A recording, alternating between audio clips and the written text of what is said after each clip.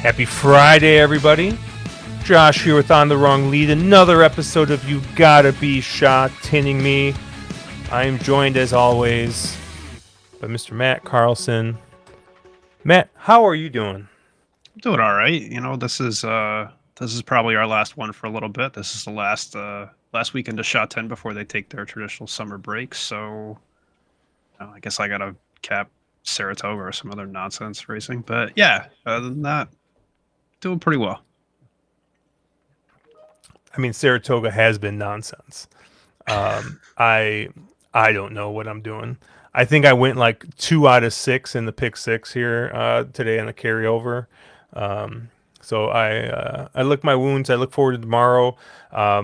We handicapped the late pick five with our friend Matthew DeSantis, so we did that. If that's on the Wrong Lead YouTube channel, or if you can find it on Twitter as well, if you want to go back and watch some of our thoughts on the late pick five, and also make sure to check out our DRF Saratoga packages here. Save up to 72% on PP's Clocker Reports and betting strategies there at shopdrf.com. Our friends over at DRF. And hey, bet through AM Wager. Friends at AM Wager. The links down below there as well. They are actually running. Sorry to interrupt. They are running a fantastic promo. Actually, weekends in July. If you were win betting, they will give you. I think it's up to like $100, like of a takeout bonus. So that's like a 60% bonus on your win bets up to $100. So I don't know if everyone has that, but I sure have that, and I've been taking advantage. So play them win pools because, as everyone else has seen, it's probably not much. Don't play the double pools. Don't play the exacta pools in Saratoga because you'll get your lunch money stolen. But the win pools are very tasty. So. I saw. Unfortunately, I saw David Aragona arguing with some guy, and he's like, "Look, he's like, it is what it is. Like, bet the win pool. The win pool is obviously where you can still maybe find a little bit of edge." And he's right. I mean, you see these horses, right? They go off at 16-1, and then everyone complains the exacta got murdered, the double got murdered. And it's like, yeah, if at some point you're saying, hey, look, the exacta, the double, the try, the place, and the show all got murdered, maybe it's just that the win pool was in your favor and you should have played that, right? Like, I mean, I'm not defending CAWs by any means, but right, like, it's out there. It's the one bet where you have last tick over a computer. Try her out, Yeah. The old pick one. Yeah, I mean, look, I had it for $20, so I'm up on a meet. There you go. I kept one race. Okay, that's it. So, yeah. Oh, well. I mean, well, it's funny, right? So I've probably told it. I know I've told the story on streams before. I don't know if I've probably told it on this before as well. But I'm in a Discord for a soccer game called EAFC, and most of the maybe you won't believe it, but there's not a ton of Americans in there. Most of the people are overseas, right? And overseas, they just bet differently than we do here, right? Now, granted, right, you can bet what they call like the accumulator, right, which is kind of like our pick 3, pick 4, pick 5 kind of thing. It's just basically a parlay, right? But they're betting through fixed odds, right? And I mean, like these guys, like I gave them Hit Show at Saudi or Dubai, whichever race he won. He paid 40-1 overseas, right? The thing is that like unlike here, right, where I mean, how many times has this happened to us, Matt? Where we get a 30-1, 25-1, 20-1, something like that. But it's like we have it in like a double, or we have it in a pick 3, or we have it in the pick 5, and we get nothing for it, right? It's like, sometimes like, all right, like you got to get back to basics, right? You see a horse you like and it's a good price, like you just got to win bet it, right? I mean, at Hong Kong, same thing, right? Like we talk about the pick 3, we play the pick 3, but oftentimes you and I, like, it's like we have one or two, win bets at least on during the card, and I really think that betting Hong Kong has made me appreciate the win bet a little bit more. I do a lot more win betting, a lot more doubles, the smaller stuff. Yeah, okay, there was a pick 6 carryover today. I fired a $48 ticket into that pool, right? Like, of course. But, there are ways to make money without having to play the pick 5, every single pick five that's offered. Mark from our streams, that's all he does. I mean, he plays every single pick five, and he does well at it. His strike rate is much higher, his bankroll is much bigger, and his tickets are much bigger than mine are. Yeah. He approaches them differently, right? He gets 5 to 10 to 1 on his pick five. He's feeling all right. Like, yeah, granted, he wants 20 to 1 or more on him, but right, he puts $200 into a sequence and he gets $1,500 back. He's like, all right, like I did something. Whereas like you and I, it's like we're trying to put $40, $30 to $40 into a sequence and try and get 5, 6 grand. Like Yeah, it's exactly. just Right. approaching Like it differently. you're lucky if you hit one a year, and I always find it hard too, because like especially when Saratoga rolls around or other tracks too. Like I feel like I start playing tournaments and stuff like that, and like my brain is not good enough to separate out like, hey, I capped this for a tournament, right? Where it's like I'm looking for what I perceive to be value, right? But then I immediately say, oh look, I capped that horse in a as value in a tournament. I have to make that an A in a pick five, and yeah, probably long term that is correct, but again, that doesn't mean that I'm going to have that same set of opinion in every single race, right? Like if Yeah. I like the 10 to 1, I'm very bad at, to your point, adjusting my ticket to say, okay, I'm going to get value off of that. And look, I mean, sometimes at Saratoga, right? Not to go back to that same example, but that 16 to 1, that sequence paid what, like $700 with like like I don't think any favorite won in that sequence, maybe one. Yep. Now, granted, you didn't have any big prices, and you had Pratt winning all the first three races on the card, but like I think he went off a second choice every single one of those. So you get 3 second choices of 16 to 1. And I forget what came in the fifth race, but for $700, people were like, what the hell is this? Right. Yeah. And it's like, don't. So maybe, I mean, even it's hard to spread, when you have short fields too, right? Stuff like that happens. People Yeah, don't and just play it the same way. So, yeah, betting theory is a lot harder than capping theory.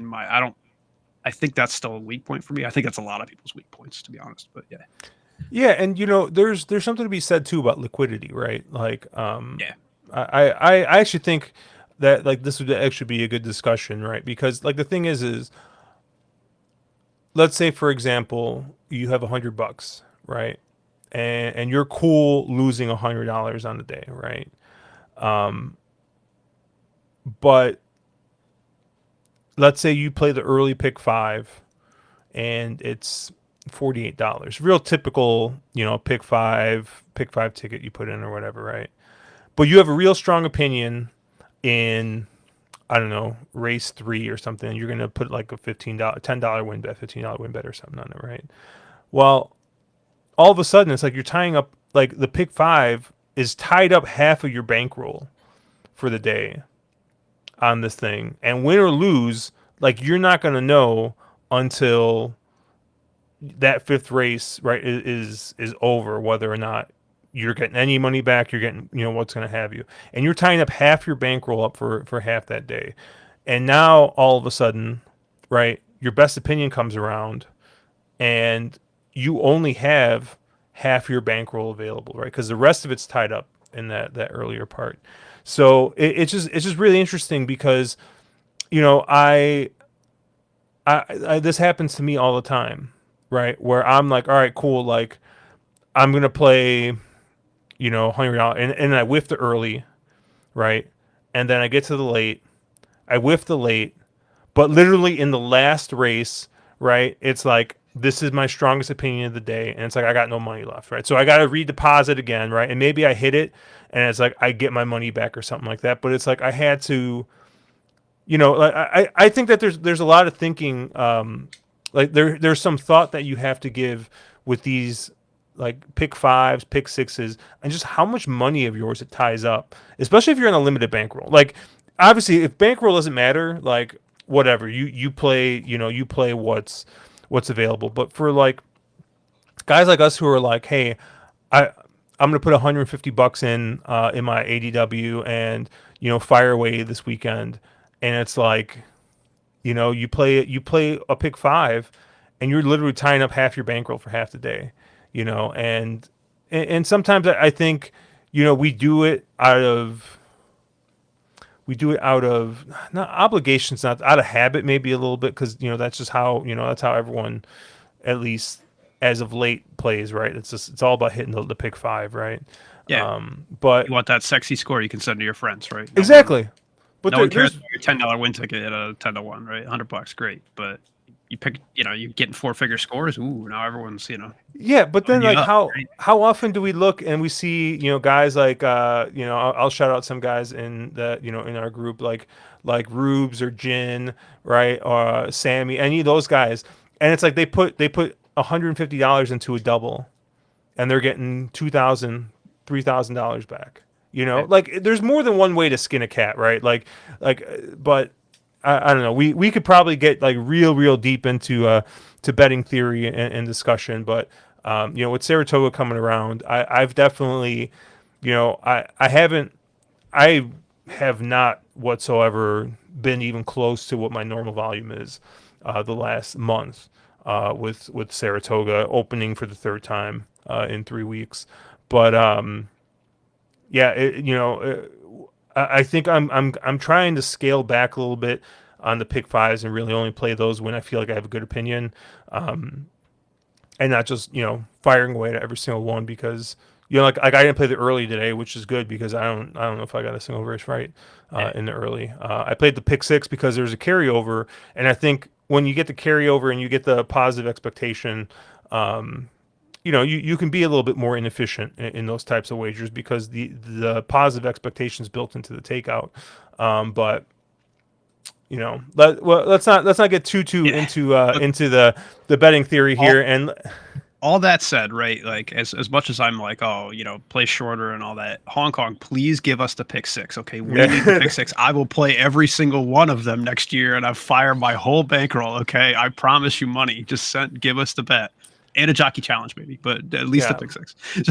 I've been told it's coming for at least a year plus. Yeah, I've So I will have to follow up with someone I know who knows a little bit more about this inside info and see where we're at here. But I've sent them a lot of emails. A lot of emails. uh, race 9 here, the site winner handicap, 1,600 meters, 1 turn mile here. Um, I don't know if I was just being if I'm just being contrarian here, but I felt like I was pretty skinny throughout this pick three. I spread a little bit in the last race, um, but here I'm only going to use two horses, and it's funny because it's kind of two horses that kind of have jockey swapped a little bit. The six huge wave with Zach Purton aboard. Maybe I'll just have to hit. I might have to hit myself with the old Zach Purton simp here. Oh no, where am I? Where are all Oh. my things at? Mm, Ah, there it is. yeah, yeah. There we go. The old Zach Purton simp alert here. Um, yeah, the sixth huge wave looks like a horse that eh, he's been kind of flat the last three times out. But I will say that he's run I think his best races going this 1 turn mile. He's drawn a little bit better than he was the two times with Hugh Bowman aboard, and missing by a length and a quarter in those races. I mean, Zach might just be enough to kind of put him over the edge. He's dropping 7 pounds in this race as well. So I thought the six huge wave looked pretty tough in here. And really, the only other horse that I thought uh, could maybe match up with Huge Wave was the Five Young Achiever, which is the horse that Hugh Bowman stays on. Um, and it's a horse that Zach had ridden before. And you kind of crossed the line through the last two races that were at 1,400 meters, and that 1,600 meter race I think kind of stands out a little bit. He's back down 4 pounds from where he was the last two races, so he's closer to that 130 pounds that he won with Zach aboard, and he maintains an okay draw here, but those are kind of the two horses there. I think Young Achiever getting back to the 1,600 meters. I like him here, and I think Huge Wave, getting Zach aboard, might give him enough to win here. So those are the two horses I went with. Where did you land, Matt? Yeah, probably different places. I thought I wanted to get around Huge Wave. And again, not that I didn't think he had a chance to win. It's just one of those horses that I look at and I'm like, yeah, this horse is probably taking too much money with Zach up. And, just given he's kind of one of those horses to me that, closes in okay, but never really gets there. So, I didn't know what to do with him. I saw the weight drop, and actually I saw weight drops on a lot of horses, and I'm like, oh, what's going on? Like, I can't believe they're dropping weight in this race. And then I realized because it's one of the last races of the year, they gave an extra 5 rating point allowance. So this is a weird class 3 race. Like normally they're 60 to 80. This is up to 85. So like everyone's Mm. dropping 5 pounds in this race. So it really doesn't mean anything. They're all kind of just adjusting back. Um, that said, I went a little bit different than you. I thought I went to the 4, Attila Bajil. And I thought that, again, this horse is probably getting to what he needs to do to win a race here. I thought, look, he's finally getting into the second race in class 3. You kind of seen him descending through the ranks here. Like he was running group races in class 1. He was running a lot of class 2, wasn't all that competitive. And then the last race in class 3, he got close, right? He finished second. I think getting right back to that, is kind of what he needs, right? He showed a pretty significant jump last out, and he showed, he's kind of been working back up. He took a 3.5 month break, and started at 1200, moved to 1400, moved up to that mile. I think he's probably got some fitness in him now. I think he's probably got the right level for him. So I think he's due, right? I think this is the horse that stands out to me as like being due for the race. Since he's progressing, he's finally getting back to the right circumstances. Like this is the horse to me that stands out as the one, like, I always talk about if you want value, you just look for the confluence of circumstances that adds up best in here. This is the one that stood out to me when I looked. So, I don't know if he's the most likely winner, but I do think he's the most likely value to me in here. I did like the 5 Young Achiever. Again, I thought obviously he's coming off a huge layoff or second up off a huge layoff. I don't know if you want a deep closer this time of year, right? That's my only real concern with that horse, right? Like he's going to be coming from the back. He always comes from like dead last, trying to close in. I do think the mile helps, and I do think being second up helps. And I think if you get the right price on him, especially with Hugh Bowman moving over from the 4, I think he's probably, you know, a play. But I kind of want to see the number that you get on him, to be honest with you. Like if he's second choice or third choice, I'm like, yeah, maybe not. And then same thing, I think, with the 11, Mr. Dapper, who's like the other one in here that I'm like, I'm not sure the price you get. He does stand out on figs, but I think these horses that are moving up in class off a couple wins tend to take too much money. Um, and there's a couple things against him, right? So, like I said, he's moving up in class. The figs look good, but horses tend to move up in class and just not take, they tend to fall off a little bit once they're running against better horses. And this is like a high rated class 3 race because you get horses that are, get that extra 5 pound rating. So you have legit class 2 horses in here. The other thing that scares me off of him is Karis Teaton. Karis Teaton in a mile is terrible. He is 1 for 47 on the year. He's 2%. Wow. That number always stands out to me. Like, and so you think of him as one of the top jockeys in Hong Kong, and it's like he's a 2% jock at a mile. And it's weird because he's fine at like 1800, he's fine at 1400. He's just really bad at a mile. I don't know what it's with that. He's got the same number as Ben Thompson has in a mile. It's so yeah, all that, I mean, if you get the right price on the 11, fine. But I do think I'd probably rather use the 5 because I think you'll get a much better price on him there.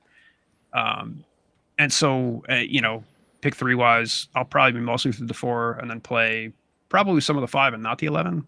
And then the only other horse I think that stood out a little bit that I'd want to play is the 9 Pope Cody. And, again, this is a horse that keeps getting shit draws and kind of got one again, right? Like he's never been drawn inside 10 and he's still not drawn inside 10. But the efforts have kind of always been there. And so, I think the problem is like Jimmy Orman keeps like dropping him to last and he keeps like mapping over and he probably does the same exact thing again, unfortunately. But I think this horse has ability. And if he does work on a trip, maybe, right? I do think there's something there with this horse. So, again, one of those where I think if you get the right price, I do want to toss in as a B. So most of my money will be through the 4, and I'll use some combination of the 5, the 9, and maybe the 11 as Bs in here. So, after hearing you trash my horse's characters, um, I think there was another horse that I looked at for a really long time. I think I'm gonna improve this horse from interested into a B. That's actually the 8 Money Catcher. I thought the 8 Money Catcher was a little interesting in here on the cutback. Is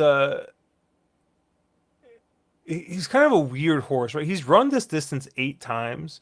He's got 3 seconds, right? Like I, they've been kind of stretched this horse out lately. They got him going 1800, 2200, like, and now they're cutting him back. I think this is a horse that's got a little bit of tactical speed, and he's actually drawn pretty well here. And he was one I kind of looked at as one that might sit kind of a really really nice trip in this race. I just don't know if he's fast enough Yeah. in this group. But I thought he was interesting as a horse that has shown some tactical speed and maybe could surprise a little bit at a price. So I've moved Money Catcher up as a B. So I'm gonna use the 6 Huge Wave, and I'm gonna use the 5 Young Achiever, and the 8 Money Catcher as Bs. Yeah, I like that money catcher a lot too, to be honest with you. I what scared me off is the 0 for 8 at the distance, but yeah, I mean I looked at it for sure. So Yeah. Race 10, the Join Fund Handicap. We're going 1,200 meters here. Where did you land here, Matt? yeah, I went 3 wide in here. I thought a few stood out, but it's kind of an open race. It's a bit of a tough one, but uh, I think my eyes initially went to the one module construction. Just as a class of the field, I think I'm willing to forgive the last out effort, given he was kind of knocked around at the start, and I think that kind of had impact. Before that, he was repeatedly winning from wide draws. I think in here he kind of maps well because there's a lot of speed signed on in this race, right? If you look, you have horses like, I forget who has to go. I think Wonder Star has to go. I think Young Superstar has to go. Lucky Planet might have to go. I think the firster in like Forza Toro probably goes as well. I don't know who keeps up. And so I'd be interested to see how far off module construction could actually sit. Um, but I do think he's like the proven horse in class 3. Like if you look at this field, you have a lot of horses that have proven it in class 4, but haven't really shown it in class 3, and module construction has. So I think that's just where my eyes went mostly. He might be short in here. He might be the favorite in here. He probably will be the favorite in here, I think, but I think he's worth the number. So that'll be kind of my, primary. And then, I kind of went to my kryptonite on the other 2 horses and just went for kind of those lightly raced progressive type horses that look decent to me. I like the 10 Metro Power. Obviously the concern here is I think if he tries to sit close and runs into a lot of speed, yeah, that's not going to set up all that well for him. Um, but I do like that he moves up to 1,200. Right, I think he was doing that at 1,000. Maybe the extra distance does help him. He actually gets a jockey upgrade to add, Zenny, which is like the first time I've ever put those words together in a Hmm. sentence. But he upgrades from Ben Thompson, which is that's anyone's an upgrade, unfortunately there. And like I said, right, like you look at those young progressive types, you're looking at horse doing something a little bit different. If you get a price, like I said, I think those are the types of horses that I always end up taking. I don't know that it's worked that well this year, to be honest with you, but that's just kind of where I always end up going, just because, right? I think I'm always looking for value, and those horses tend to be the value to me. And then same sort of thing. I went to the 12 Tier Fly. This horse, I actually, kind of am licking my chops over a little bit because I Hmm. think this horse has a lot more than he's shown. And if you look at like the trials have been pretty good, and he hasn't gotten a draw. He still hasn't really gotten a draw, right? He's drawn in 10, which is better than 11 and 13. Um, but he's still kind of drawn out there. I think he just goes off at a huge number, right? And if the trials are good and he's progressing up a little bit, and maybe he can work out a much better trip because he's had 2 really bad trips thus far, yeah, he might run out the back, but at the same time, right, if he goes off 15 to 1, 20 to 1, 30 to 1, higher than that, right? I think obviously he went off at a massive number last out. You don't have to win that often, right? And if you think horse has any ability at a number like that, I think you got to use them. So I'll probably use all those as A's just based on the odds that you get. But I think likely winner wise, module construction is going to be a lot shorter than those other 2 that I'm putting on paper. So Yeah, modular construction is low A for me. yeah, I um, I just think like you said, there's a lot of speed in this race. I think he's just going to sit just an absolute beautiful trip here. He's going to sit probably in like that third flight. If they're kind of pairing off in twos, and he's probably going to be in the 2 path in that spot. And I just think he's going to have a good I think he's going to have a good trip in this race. So, um, we just need Jim Orman to kind of keep him in in a good spot here and be able to get him out in the clear and see what he can do. I took a little bit of a Matt angle on this race though as my B, and I went to the low weight with the good draw, and that's the old 14 matters most. What's Brittany Wong's stats on 1200 meters right now? Let me check. I'll let you run that, but this is a horse that has won at 1200 meters. Obviously, that was in class four, two back, moved up in the class, and kind of had a little bit of a rough trip, I think, in that race. Gets Brittany Wong aboard, so this is a horse that is now going to be carrying 108 pounds in this race. Is drawn on the rail, and this is definitely a horse that's going to want to come, I think, from off the pace.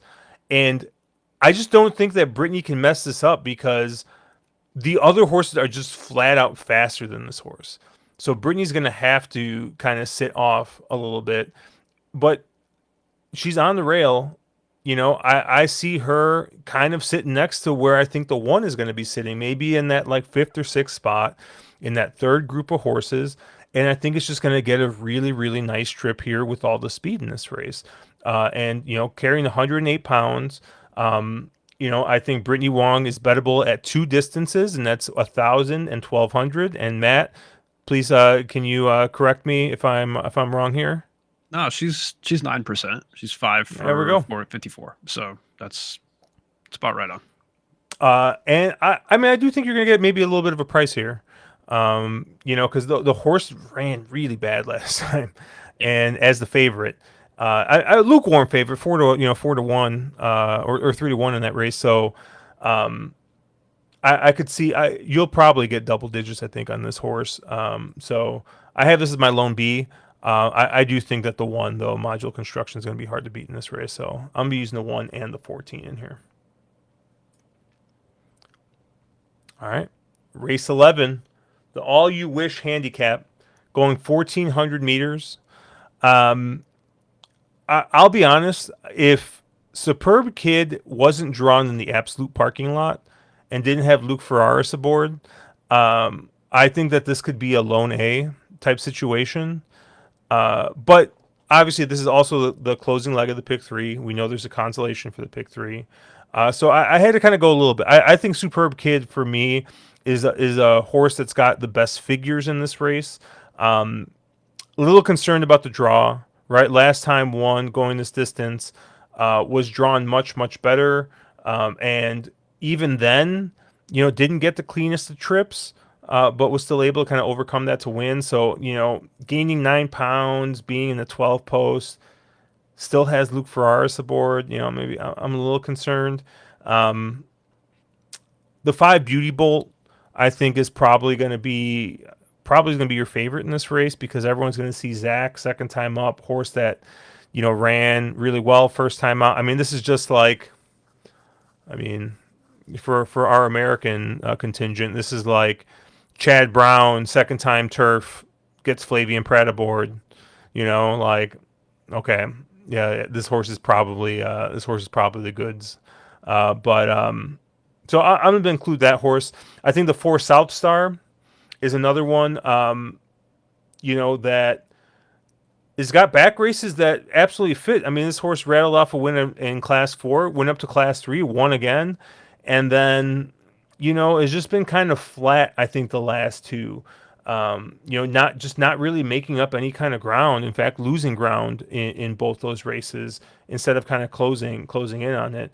I, I I know there was a little bit of trouble noted last time out, but I mean you're basically getting the same draw and same jockey, so yeah, maybe you're hoping for a little bit better result there, but there's definitely ability there. It's just you're going to need Ed Zenny to kind of work out a good trip through this race. And then the only horse I had as a B was the 7 Flash Current, and you know you're going from Zach Burton to Harry Bentley here. So I don't know how good you're feeling about that, but Bentley has actually won on this horse from the 12 post, and that was at 1200 meters. But I do think this is a horse that's kind of been campaigned a little weirdly, right? He's got 6 starts, he's got 2 wins, but I mean, has basically run the absolute gamut of distances from 1200 to 1600. His lone 1400 run was a win. So maybe this is a horse that kind of wants to get back to that 1400. So I have this horse as a B, drawn on the rail, obviously.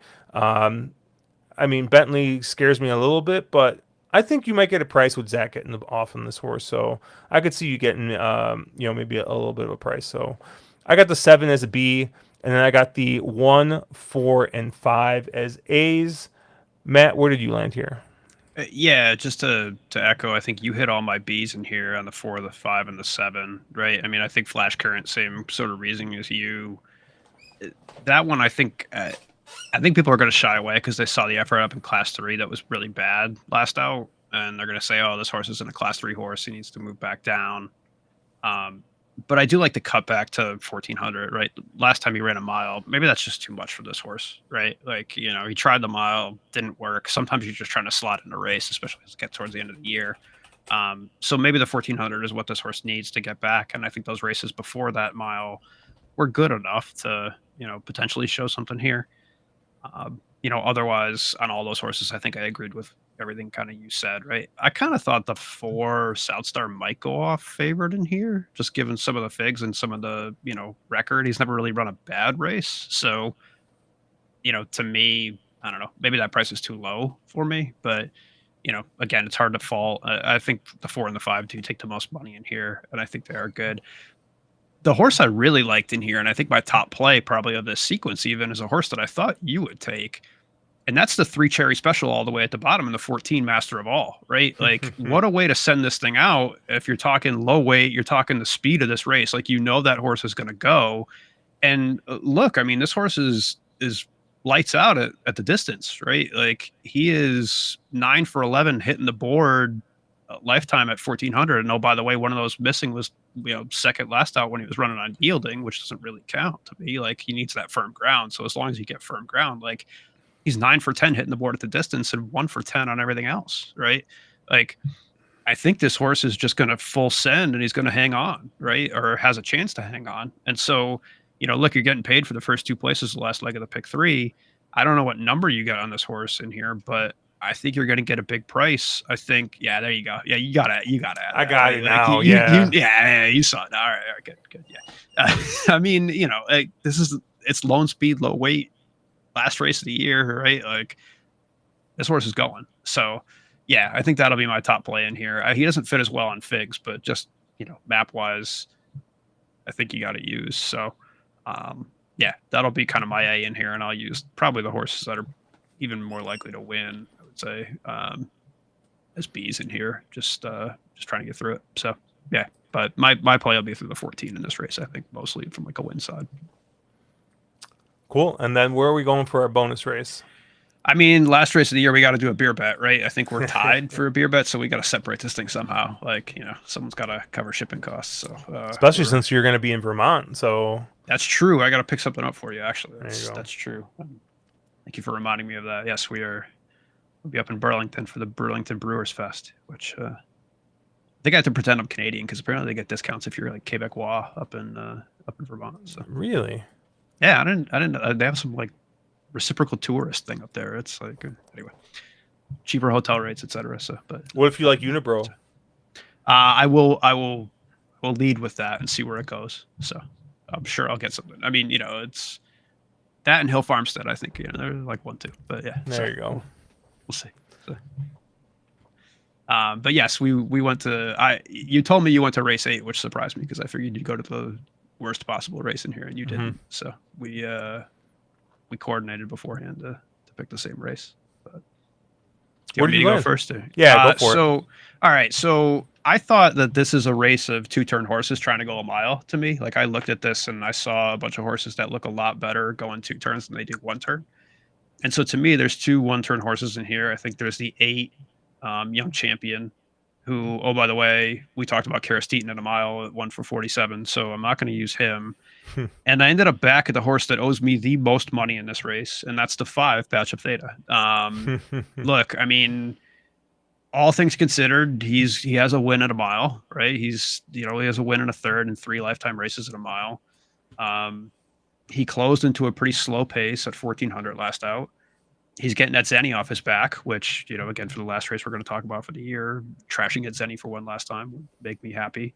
And so, look, to me, I think he's the best one-turn horse in this race in a series of horses that I don't think really want to run this distance, right? Like, it's just a lot that, I think have kind of been all over the place and really haven't shown kind of that form recently, especially running, some of these. So yeah, I'm gonna go with Patch of Theta.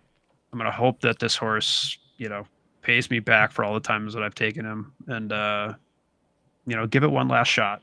If not, I'll be icing my wins till September on this one. So. My best bet on the entire card is in this race. It's the 2, Chan Chang Glory with Luke Ferraris aboard. This is a horse that does have some speed, and this is kind of a race that's a little bit devoid of speed, I think. Now, granted, this is a horse has shown speed at longer distances, but this you talk about one-turn horses. Going this one-turn mile here at Sha Tin, this is a horse that's got 6 wins, 3 seconds, 1/3 in the fourth, and 16 tries. So they doesn't have a lot of them lately. Whereas got a second in a Group 3, 2 races back, and then this is a horse that's been racing in Group 1, Group 2 company. I think that this horse is getting a ton of class relief here. Has got tactical speed, and I think that he might be a little bit. You might get a little bit of a sneaky price on him, mostly because I think Massive Sovereign, the 6, has got Zach aboard, and everyone's going to see this is a horse that Zach has ridden numerous times, has won, 4-year-old restricted races, running Group 1s. But you want to talk about a horse that is not a one-turn horse. The 6, Massive Sovereign, is not a one-turn horse, and I think he's going to get bet like he's a one-turn horse because everyone's going to see Zach aboard. So I really like Chan Chang Glory here. I think you're going to get a good price. Yeah, we're gonna of course, maybe I wasn't on the speed in the last race, but I'm on the speed here hopefully. So I like the 2 here. We'll send it out with the beer bet. I like it. And that's going to do it for us here on You've Got to Be Sha Tinning Me. Obviously, check us out at onthewrongbeat.com, at wrong_lead on Twitter. I'm at Cherry Drink. Matt is at Slow and Steadied. You can check out his full card picks. He'll post them on Twitter. And yeah, we'll have to figure something to do. You'll drag me into something, I'm sure. Yeah, I'll be around. Well, I'm not going to take the summer off. I can't yeah, stop. we'll do something. Maybe we'll do Del Mar or something that we don't cover on stream. We'll figure something out. We can't go 2 months without doing something. So good luck, everybody. Let's make some money. Best of luck.